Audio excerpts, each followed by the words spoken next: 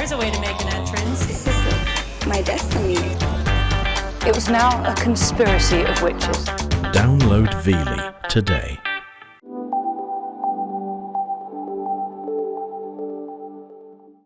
North Africa, 1943. For the American tankers, in their first combat mission of the war, it's a baptism of fire.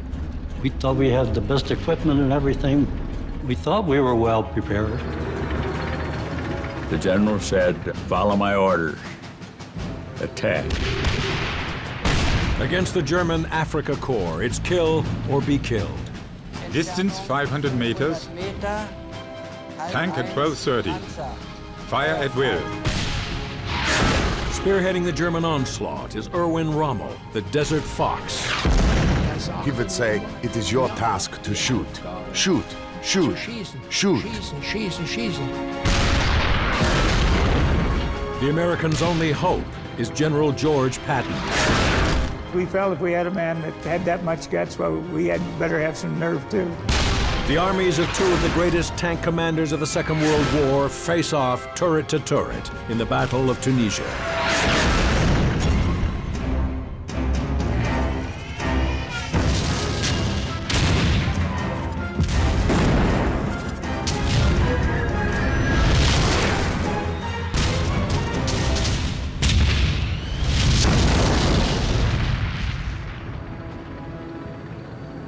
November 1942.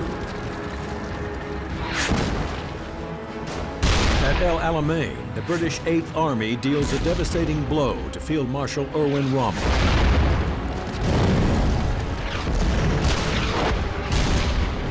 His once mighty Afrika Korps reduced to just 64 tanks.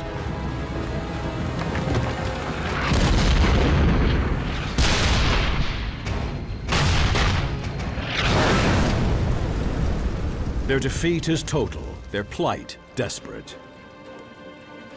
The shattered remnants of Rommel's forces limp back across the desert. Pursued by the British from the east, they retreat 2,500 kilometers to Tunisia, where they face an Allied force advancing across the mountains from the west, including the fledgling U.S. 1st Armored Division. Confident and cocksure in their first combat mission of the Second World War, the Americans come armed with the latest in frontline technology, the Sherman tank.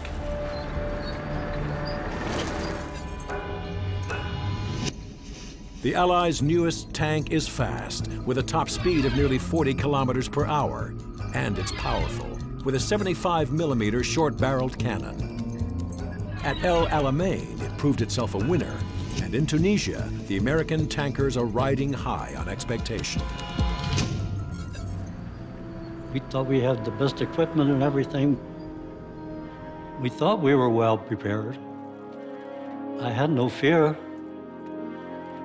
The Allies land an impressive initial force of more than 400 tanks, 100 tank destroyers, and 70,000 men.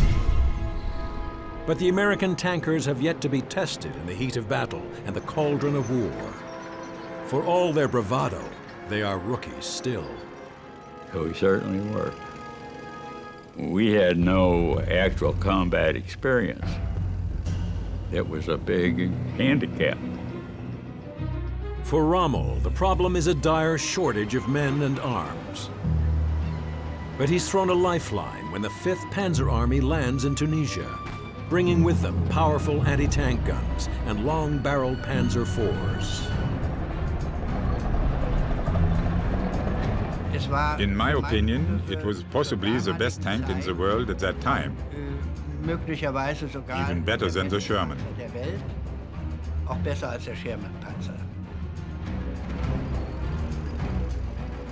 We were under the impression that we were definitely going to be superior to the Americans. Amerikanern überlegen sein werden. By January, the Germans field 300 panzers, over 100,000 troops, and hundreds of anti-tank guns. The fate of Rommel and his tankers hangs in the balance. Whoever wins here wins North Africa.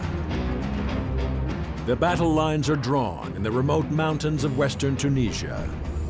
The Germans attack first, then dig in on either side of the Fayed Pass, where they wait for the Americans to launch a counterattack, which they do on January 31st.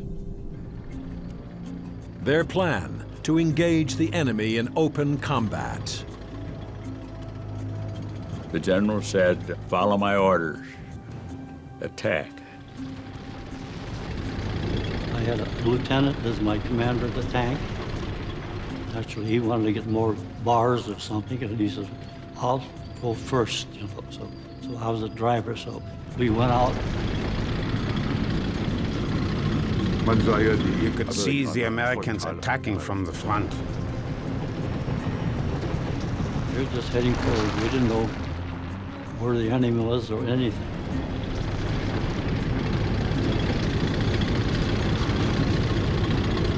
I don't want to bash the Americans, but in my opinion, they were inexperienced. In meiner Erinnerung waren sie halt unerfahren.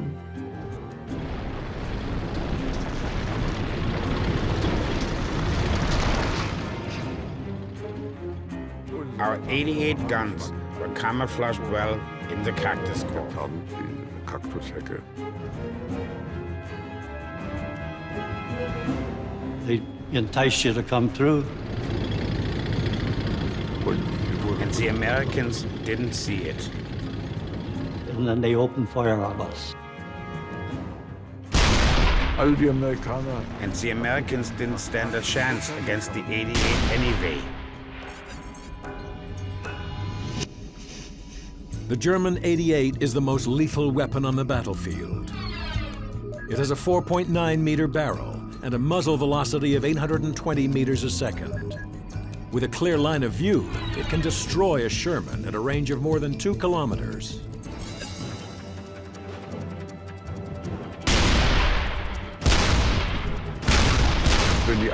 If the 88 was positioned right and camouflaged well, it was able to bring down tanks that were very far away.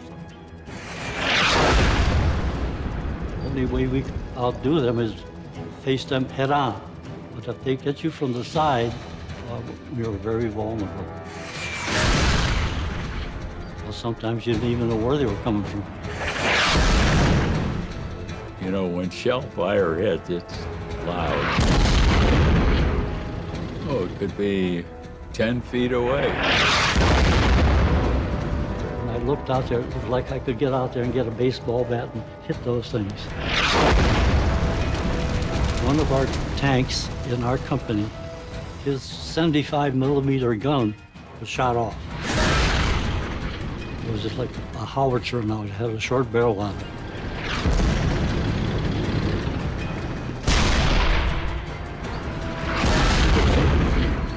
One after the other was brought down by the 88.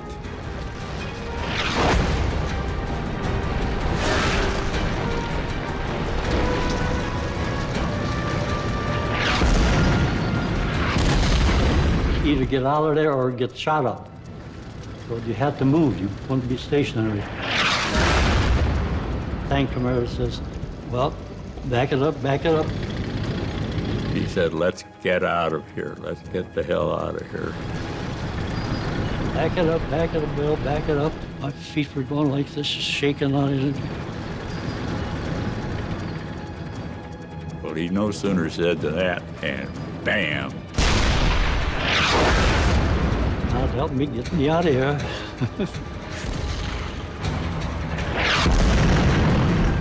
That was frightening. We brought a lot of them down, so the rest of them turned around and disappeared.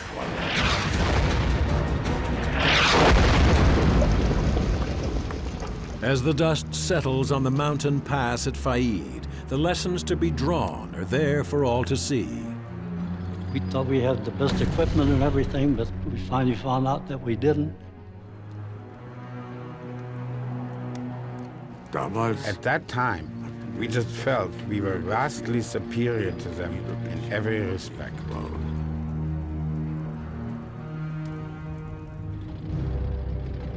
But it's a lesson that U.S. commanders refuse to learn. And just 2 weeks later, they will send their tanks down the pass once more. We just do our duty and follow orders.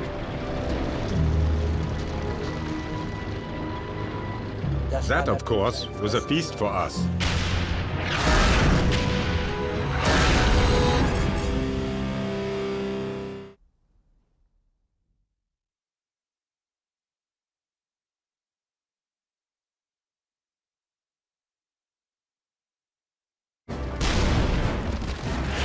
November 1942. Rommel's Panzer Army meets disaster at El Alamein.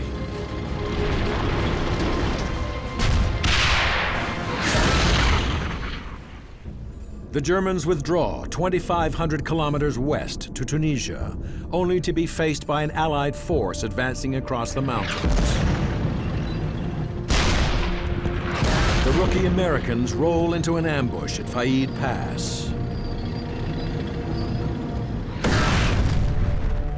The German panzers advance up the pass and take up new positions at Sidi Bouzid, where the Americans launch their Shermans in another reckless counterattack. We're aware that the odds are against us from past experience.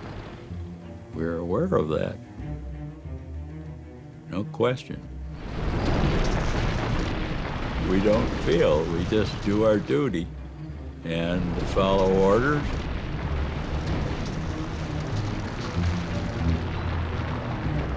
The Americans started to attack us with huge formations, like they always did.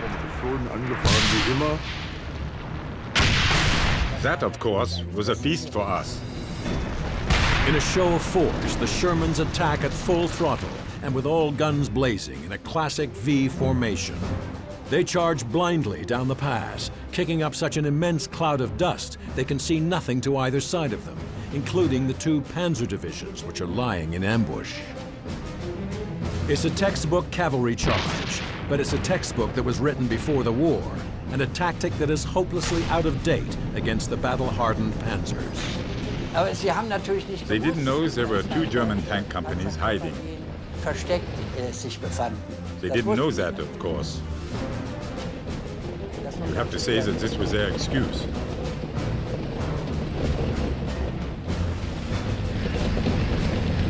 We had discussed on the radio that we let the Americans approach as much as possible.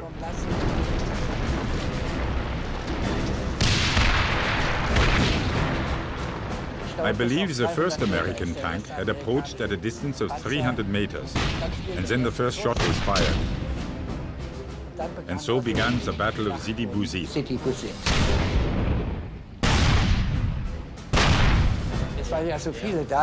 There were so many that we didn't have time to discuss who is targeting which tank.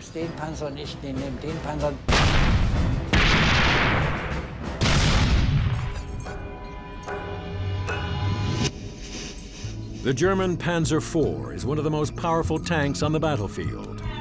At a range of 2 kilometers, its 75mm long-barreled gun can punch through a Sherman's armor plating.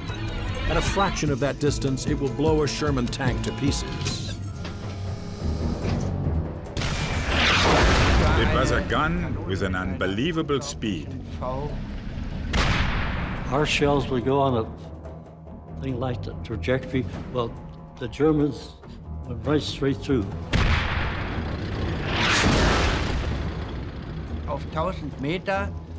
At a range of 1,000 meters, you had to aim only about 10 centimeters higher. Other than that, you could just use it as it was, because it shot the shells at a very high speed.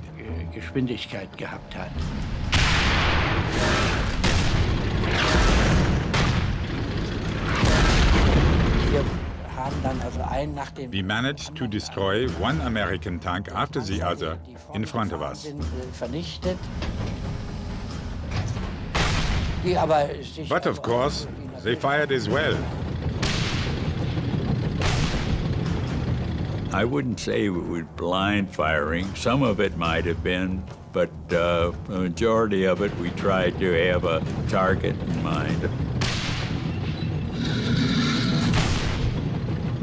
I had to duck my head a couple of times, but they never hit us.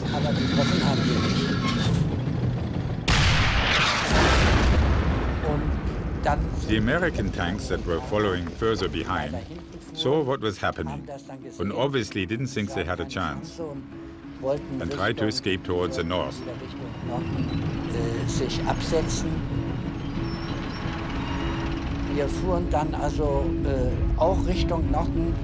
We drove north as well to cut off the retreating Americans.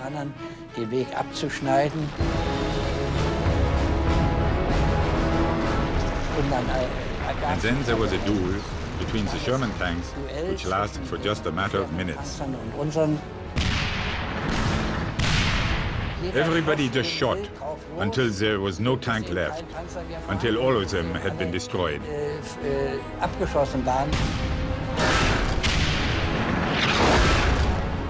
The last tank was maybe 2 kilometers away.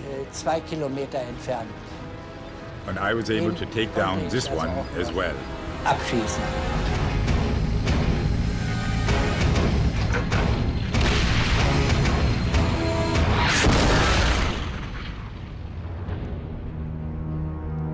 In Sidi Bouzid, we took out at least 45 to 60 Shermans. Our casualties were 0. Unsere Verluste waren 0. Nicht ein einziger Panzer. The Shermans had shot not a single tank of ours. Abgeschossen.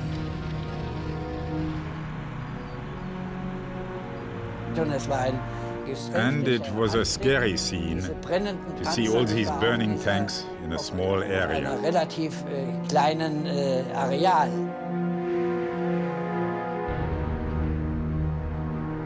Two times in 2 weeks, the inexperience of the Americans has been exposed, and more than 100 tanks lost. With his enemy on the ropes, Rommel comes up with a daring new plan: to drive a stake straight through the heart of the American position and eliminate them once and for all.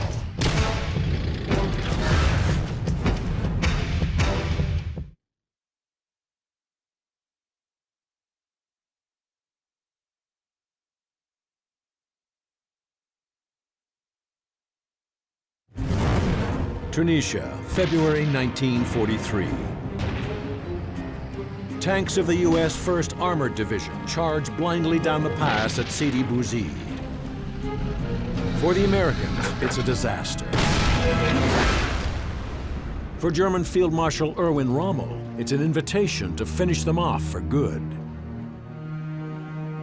The American command appeared to be getting jittery, and they were showing the lack of decision typical of men commanding for the first time in a difficult situation.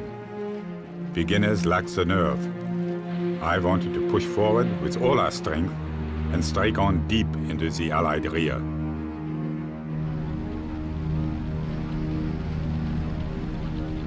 Rommel's plan, codenamed Operation Stormtide, is a three-pronged panzer onslaught through the mountain passes.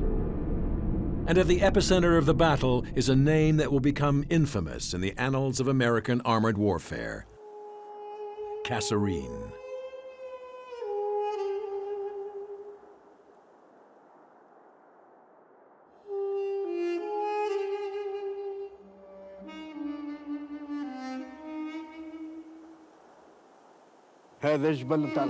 These are the hills of tanks. My name is Ali Ammar, and I remember the war. Here in this place, there are a lot of dead bodies. This is my land, and every year we find bodies.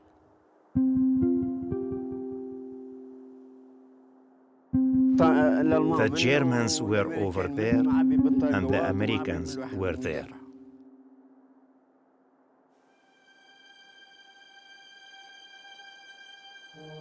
This land is where the battle took place.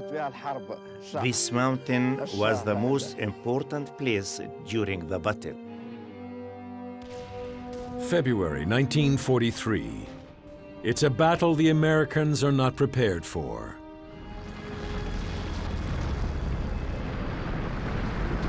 Their defenses around Kasserine are overstretched and thinly deployed. Their heavy armor is poorly dug in on the rocky terrain. And C Company of the 805th Tank Destroyer Battalion holds the high ground to the north. We was holding the pass.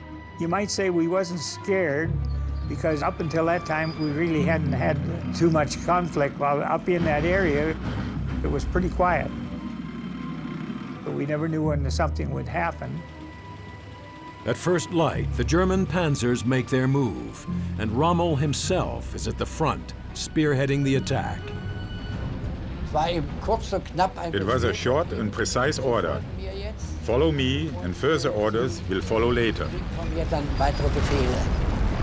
Short and sweet. Of course, I said, yes, Field Marshal, sir. Feldmarschall, nicht? They were so close, I'll never forget that. As far as the naked eye could see to the right or left, bumper to bumper. We thought, oh my God, what's going to happen to our boys? They looked at us with surprise, because they didn't expect to see Germans here at all. It was an unusually rapid advance, for sure.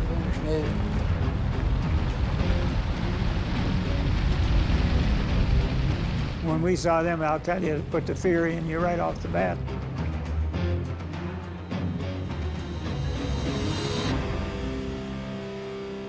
It was my task to scout the area with my binoculars from the turret for enemies inside.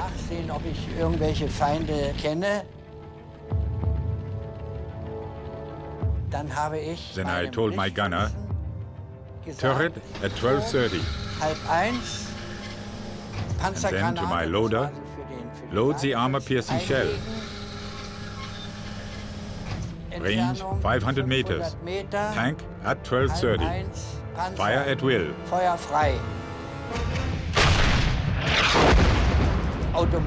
Automatically, the charging gunner would reload with another shell. This was all a matter of a couple of seconds.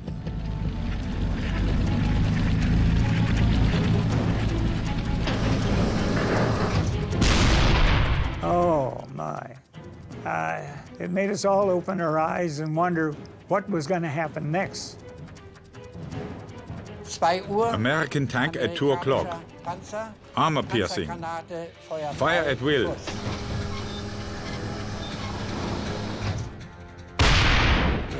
We saw a darting flame.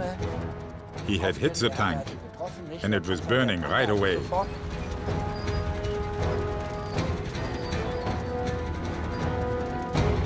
On the left side, we suddenly saw 8 American Sherman tanks. Right away, we took position.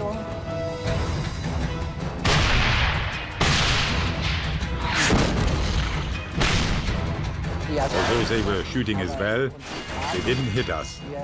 We shot better.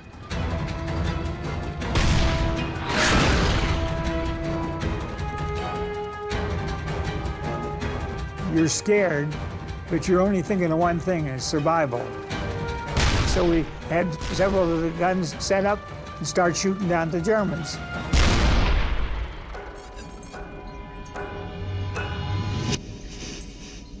The M3 half-track, equipped with a rear-mounted 75mm cannon, is designed as a tank destroyer. Lightly protected, with just 16mm of rolled face-hardened steel, its only means of defense is to attack.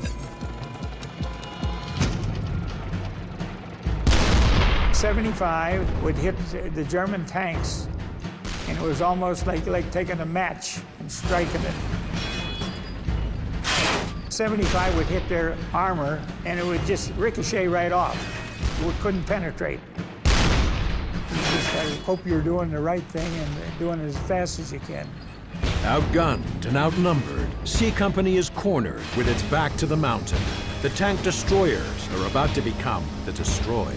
The enemy was real close to us. We was all wondering what to do next. All we could see is that steep mountain. We was more or less trapped.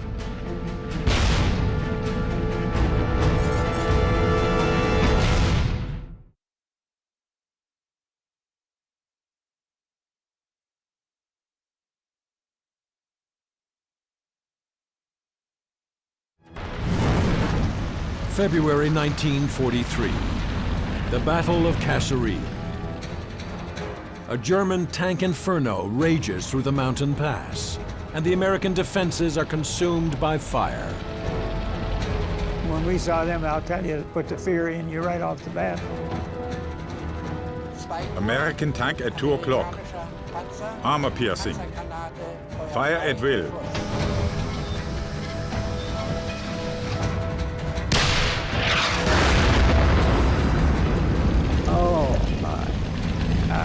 It made us all open our eyes and wonder what was going to happen next. C Company of the 805th U.S. Tank Destroyer Battalion is trapped, caught between the mountain and Rommel's unstoppable panzers. The enemy was real close to us. We was more or less trapped.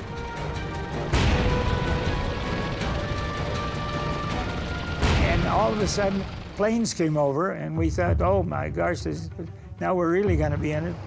We thought that was the end. Thinking it was German planes. It was going to be Custer's last stand. And all of a sudden, we'd realize they was Americans, that they started to strafe the Germans, and they swung up over us, and when they did, they had their wings rocked back and forth and followed one another over the top of this mountain. Somebody said, but they're trying to show us that we can get up over that and get down over to the other side.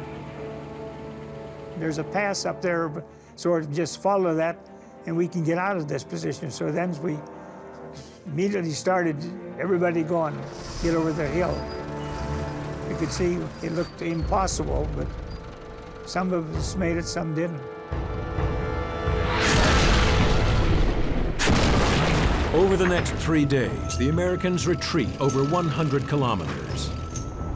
With more than 6,000 casualties and the loss of more than 200 of their armored vehicles, it's another defeat for the inexperienced and overconfident Americans. Our commanding officers were not knowledgeable.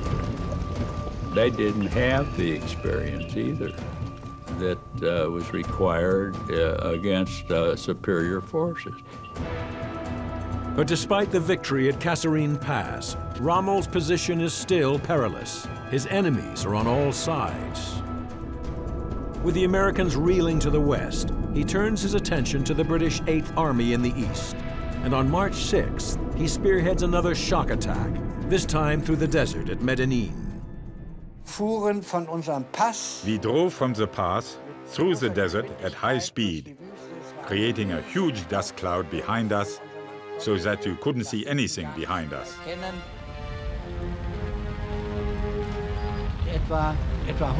About 150 tanks were supposed to push the British 8th Army back towards the sea and destroy them. Und dort eben von uns gefangen genommen zu werden. But Rommel's luck has run out.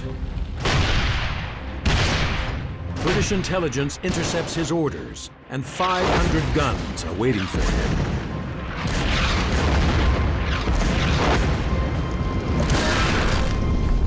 Non-stop shells hitting in the front, the back, to the left, to the right.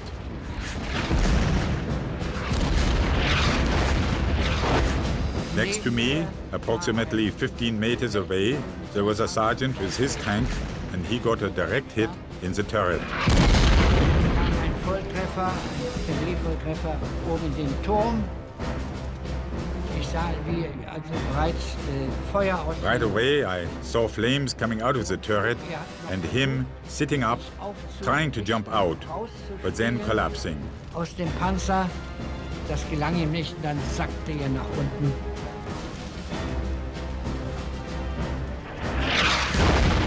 Dann war vor mir in front of me was company commander von Schlieffen, and he got a direct hit as well. Kam also auch Volltreffer.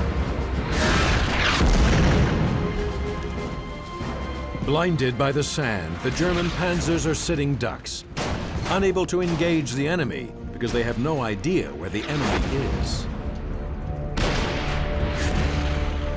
In these 4 hours, all I could see was sand, sand, sand, spraying on all sides. Sand, aufspritzenden Sand nach allen Seiten. You couldn't see to the left, nor right, nor front. You couldn't see anything at all. Nicht möglich.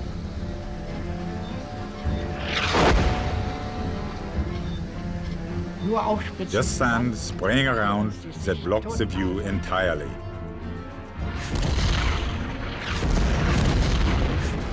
Wir standen. We were standing there. It didn't make sense to go anywhere. I was standing on the same spot for 4 hours and always hoping not to get hit by a shell. And Rommel's tank got hit as well. It had begun all of a sudden, and it stopped all of a sudden at 12 p.m.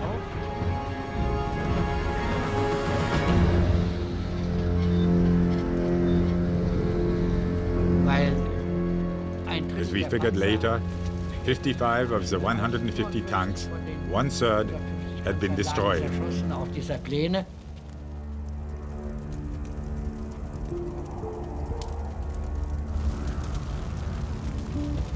It was a disaster for Rommel.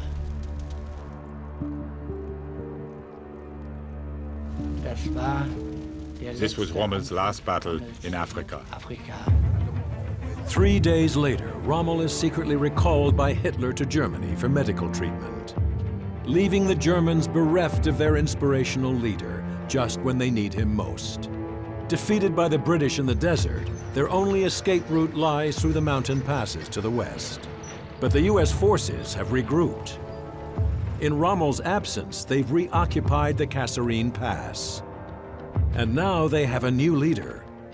Brash and outspoken, General George Patton has taken charge, and where he leads, he expects his men to follow. He told us, which made us kind of laugh, we as men from Mars have no fear of anything. You're in good hands, and you'll come out of this on top. A confident boast by a confident general, whose mettle is about to be tested in the crucible of battle.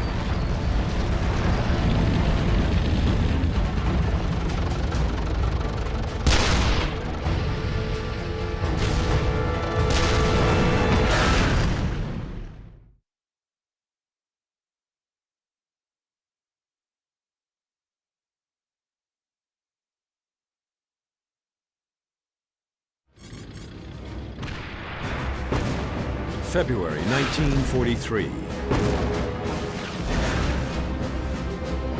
The Allied and German tankers fight for supremacy in the killing zone of Tunisia.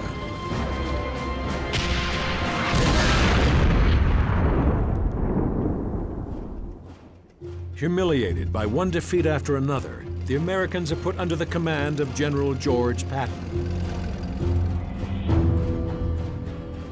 His task? Transform an army that retreats into one that will stand up and fight. Patton would be right there hollering, go get them sons of bees, you know. We felt if we had a man that had that much guts, well, we had better have some nerve too. So that gave us a lot more confidence in ourselves, knowing that he depended on us. A reinvigorated American force reoccupies the mountain passes, tightening the noose around the German panzers and blocking their escape route at El Guitar. Here, Patton draws a line in the sand, beyond which the Americans will retreat no more.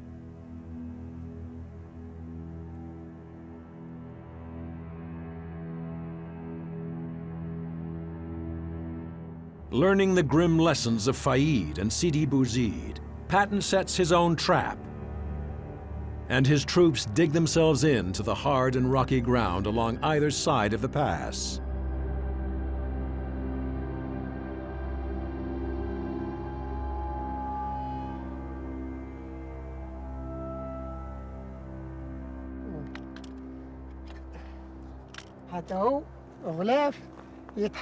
This one is a leftover from a gun.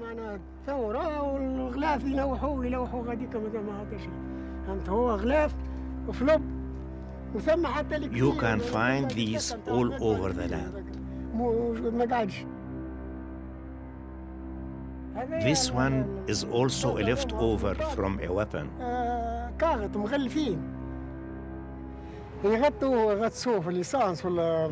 This is my land. I was 10 years old and I remember it all.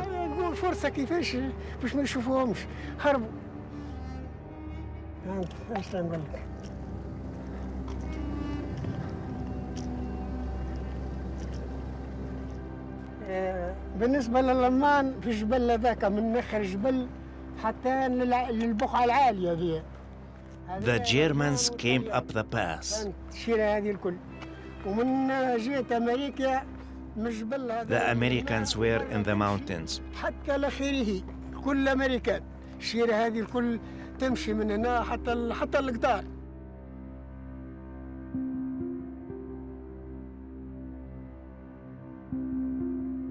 تسمع فيه حتى كيفاش يمشي. I remember the voice of the planes, the weapons. قوة كبيرة معناها حتى الوذان يتصدع.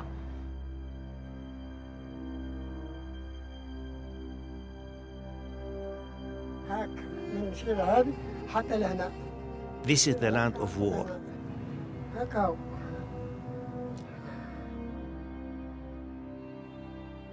March 23rd, 1943. The Germans advance up the pass at El Guitar, and this time, Patton's tank destroyers are ready for them. We had 36 of them guarding that pass. Our recon went out and bumped into the Germans. I counted 75 German tanks coming at us across the desert. They were moving real slow. They knew we were there. They were in no hurry. They just kept coming. It looked like they were on a parade ground. It's a calculated gamble by the Germans. The Panzers are an iron fortress, moving at just 5 kilometers per hour down the middle of the pass. Their plan is to use their heavy armor like a blunt instrument to bludgeon straight past the American lines on either side. As long as we were below the top of the ridge, we couldn't shoot. So you'd pull up, shoot, and back down. Pull up, shoot, and back down. Wasn't any problem knowing where the targets were. They were out there.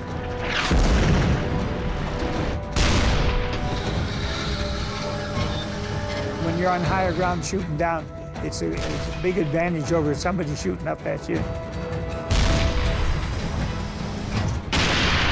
I'd pull up as quick as I could and stop.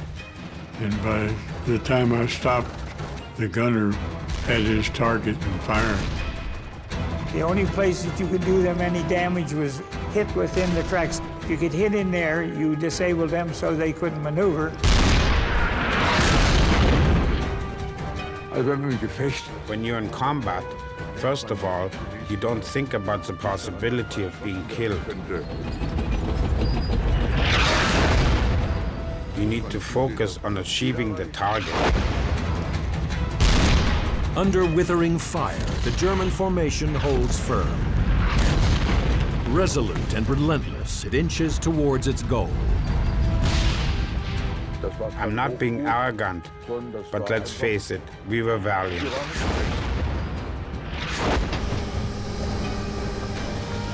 We were an elite troop, weren't we?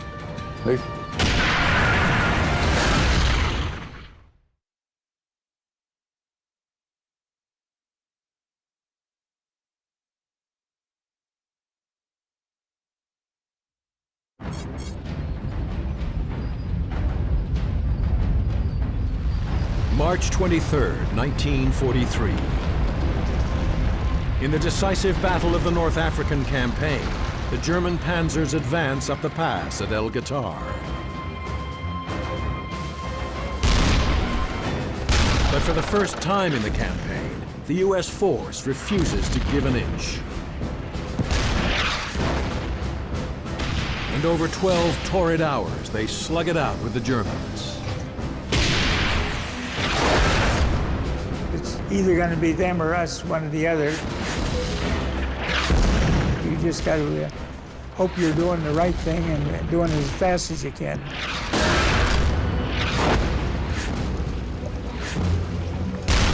Kind of hard on the driver. He's sitting up not too far from the end of that barrel. So that's why I don't hear too well now.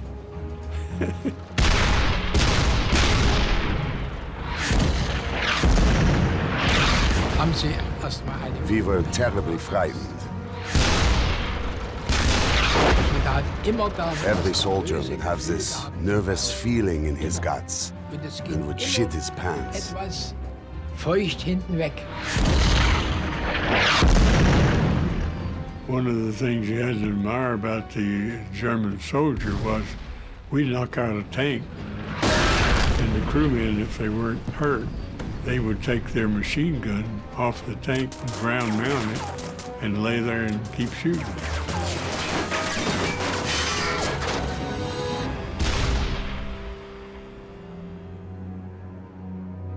Twice in the course of the day, the panzers advance up the pass. And twice, the tank destroyers of the 805th Battalion hold firm.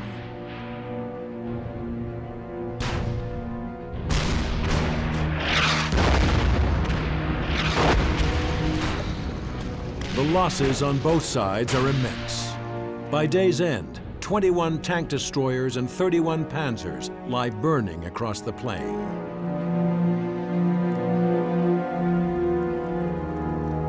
But the battlefield belongs to Patton, and the exhausted Panzer Force now has nowhere left to turn. And that was the end. After we had run out of ammunition and gas, there was nothing else to do but give up. Da blieb nichts mehr übrig, als aufzugeben. Und das war dann am 13. And that happened on May 13, 1943. More than 250,000 German troops in Tunisia surrendered to the Allied forces. The feeling was horror about being captured, of course. There's nothing worse that can happen to a soldier.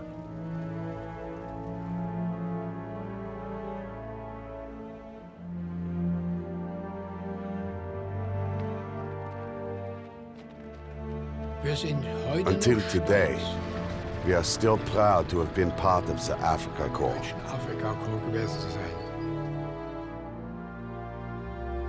El Guitar is the Americans' first armored victory of the war. No more will their battle-scarred tankers be seen as the Allies' weakest link. But that success has come at a price. No, I didn't think it would be a breeze. You know, actual combat is never a breeze.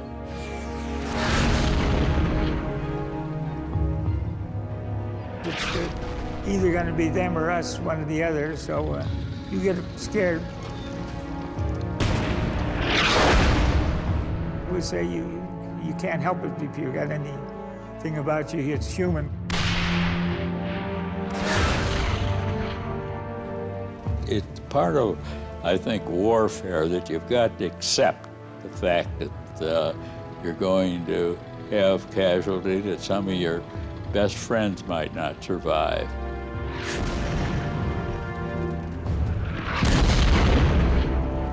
The Battle of Tunisia is the closing chapter in the story of Rommel's Afrika Korps. But for Patton and his battle-hardened tankers, it is the beginning of a journey that will ultimately lead to victory in Europe.